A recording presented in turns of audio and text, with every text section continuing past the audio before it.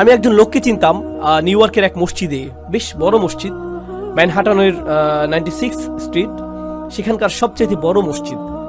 আর এটার সামনেই বিশাল বড় একটা অ্যাপার্টমেন্ট কমপ্লেক্স। সেখানে এক হিন্দু লোক বাস করত। মসজিদটাও সেখানে যুগ যুগ যাবৎ ছিল। সে প্রতিদিন সেই দিক দিয়ে যেত আর শুনত, কারণ তারা মাইকে আজান দিত। তো তিনি আজান শুনতেন, সবসময় সেটা শুনতে পেতেন।